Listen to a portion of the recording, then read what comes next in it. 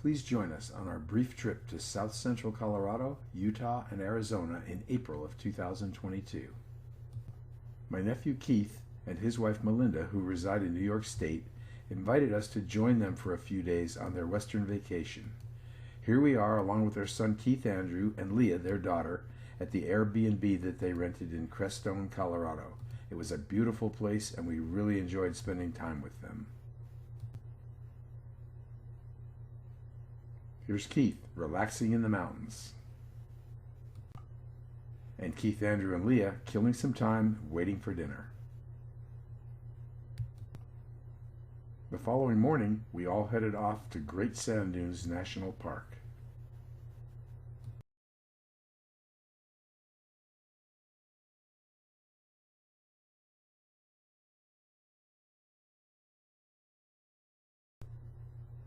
Here, we're heading off into the dunes with a couple of snowboard-type decks that they rented for the day. As you will see, it was really windy at the dunes. One of the decks that they rented was sort of like a sled with straps for the rider to hold on to.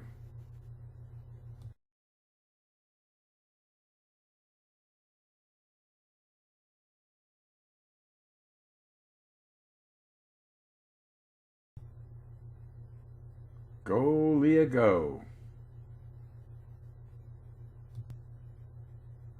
The second deck was a lot more like a snowboard. Keith Andrew was the only one either brave enough or agile enough to attempt this one.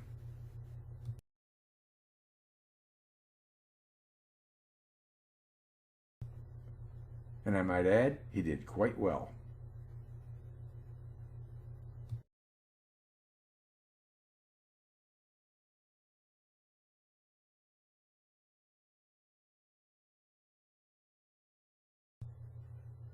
Sliding downhill was great fun, but trudging back up in the deep sand was quite tiring.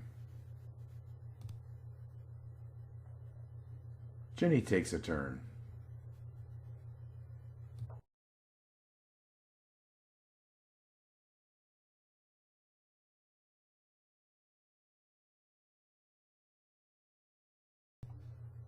And here's Melinda posing on the sandboard. Now for some real action. Note Melinda's hair blowing in the wind.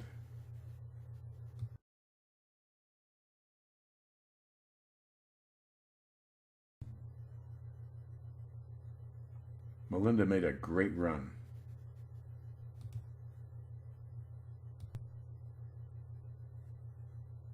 Until... Thought I would give it a try, and it was quite fun. When we'd had enough sliding on the dunes, we drove a sandy off-road trail for a few miles that took us to the base of the dunes.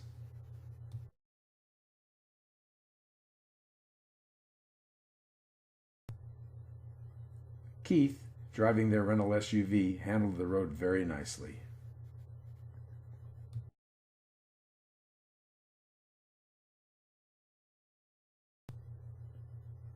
Here, Keith Andrew is walking in a creek at the base of one of the large dunes.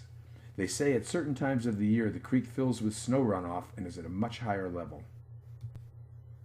The next day we parted company, with the younger family moving on to New Mexico and Jenny and I heading northwest to the Bears Ears area of Utah. Thanks for a great time, Keith and Melinda. As we crossed the San Luis Valley that morning, it was extremely windy. When we stopped for gas in the town of Center, Colorado, folks were having a difficult time opening the door of the convenience store, me included.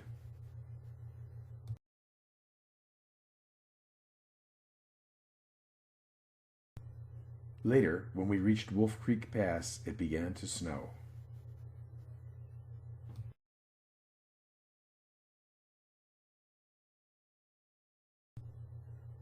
Though this is not a particularly clear picture, we always enjoy seeing bighorn sheep. Here, we're near the summit of Wolf Creek Pass at almost 10,900 feet.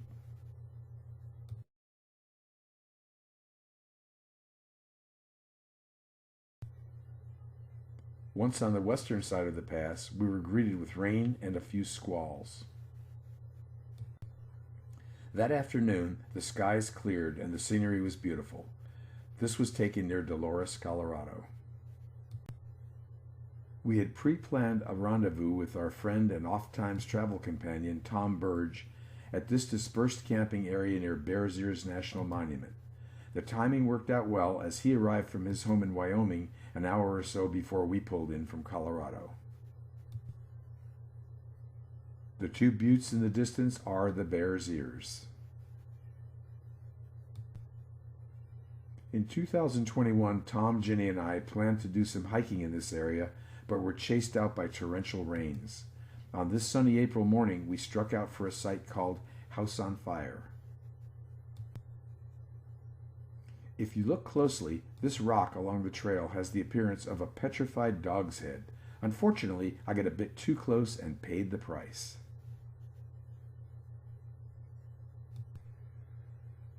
This is House on Fire. The structures beneath the rock are not for habitation, rather for the storage of food items such as corn, pinon, nuts, etc., and these are called granaries or granaries.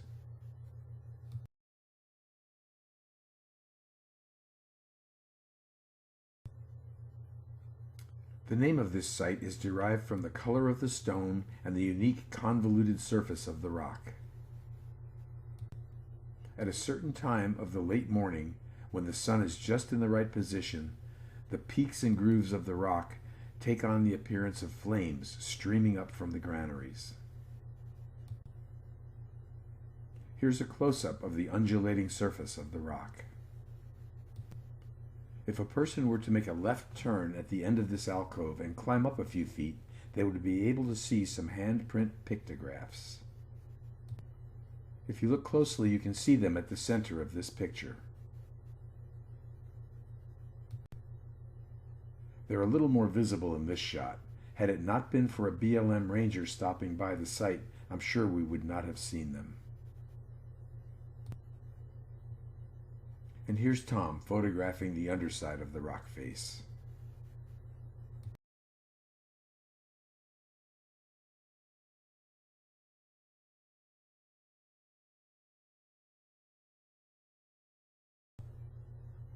We were told that we were about 2 hours ahead of the prime viewing time, which is unfortunate, but another day.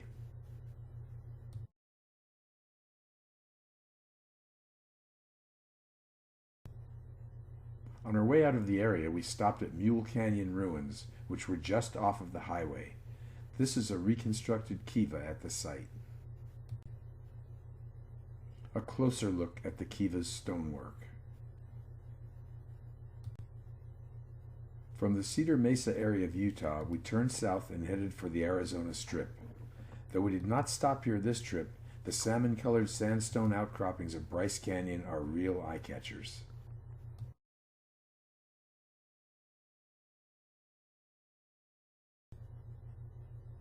For the past 2 or 3 years, we have been exploring the northernmost section of eastern Arizona, which is known as the Arizona Strip. This is land on the north rim of the Grand Canyon, and there are numerous trails that lead to overlooks of the Colorado River. Whitmore Canyon leads to one of those overlooks, and as neither Tom nor Jenny or I had ever been there, it was our target for the day.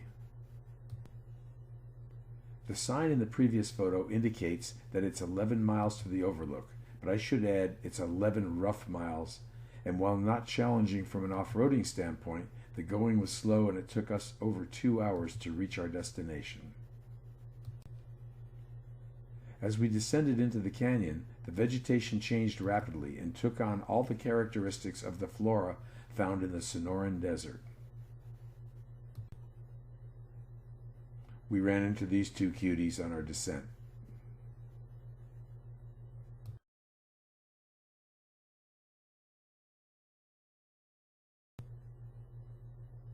Tom led out on this leg. Typical of Sonoran vegetation, here we see many barrel cacti and beavertail cacti as well.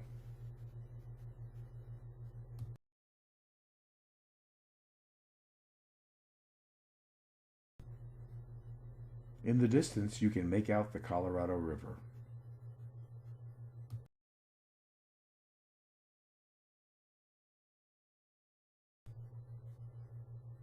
One of the views from the overlook area.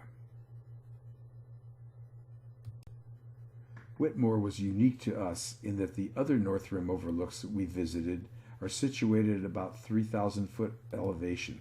Whitmore is only about 1,000 feet, hence the distinctive vegetation. Because of its lower elevation, Whitmore serves as a takeout spot for many of the Colorado River rafting trips. Or, if the rafters are continuing on, a good place to camp for the night.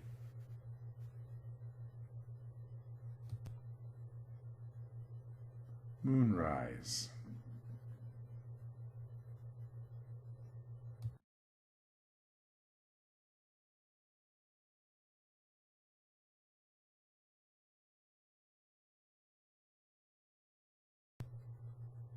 Our home for the night.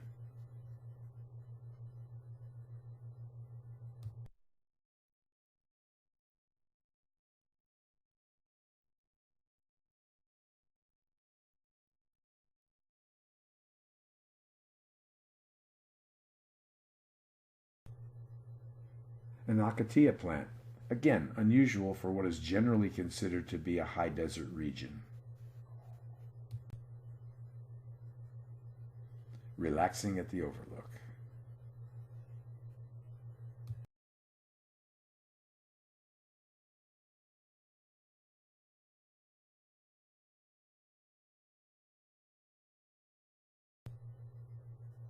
Climbing out the next morning.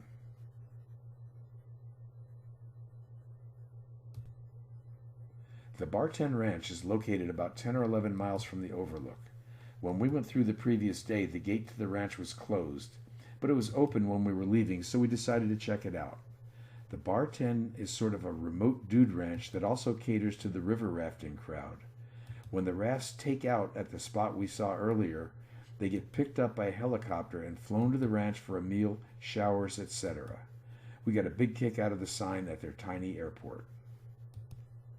The ranch features a number of rooms in the main building for vacationers, as well as these covered Conestoga wagons that are outfitted as small bedrooms for the more adventurous guests. And here's the interior of one of those wagons. Shortly after stopping at the Bar-10, we said our goodbyes to Tom and headed home.